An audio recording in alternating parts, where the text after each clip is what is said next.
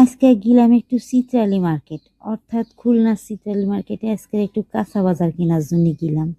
তো যাওয়ার পরে দেখলাম অনেক টাটকা টাটকা সবজি আছে, তো কোনটা রাইখে কোনটা নেই, বেশি নিলেও আবার নষ্ট হয়ে যায়। কিন্তু টাটকা টাটকা সবজি দেখলে মনে চায় যে সবই নেই। তো সব কিছু যেমন তেমন, লেবু তো নিতেই হবে, সেখান থেকে একটু লেবুও নিব। এদিক থেকে আবার দেখলাম জলপাই আবার উঠছে। তো ভাবলাম একটু আচার করার জন্য নেওয়া যায়, তো ভাবলাম না আজকে আর নিব না, কারণ অন্যান্য কাজ আছে। তো এখান থেকে নিয়ে নিলাম ঢেঁড়স, উস্তা আর হচ্ছে গাজর। গাজরটা কিন্তু আমার খুব পছন্দ। এদিক থেকে আমি 2টা লেবু নিছি, কারণ বেশি নিলে নষ্ট হয়ে যায়, একবারে খেতে পারি না।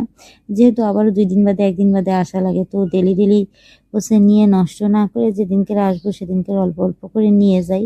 তো যাই হোক, আমাদের চিত্রালী বাজারে কিন্তু টাটকা টাটকা সবজি সন্ধ্যার পরে বেশ ভালোই পাওয়া যায়।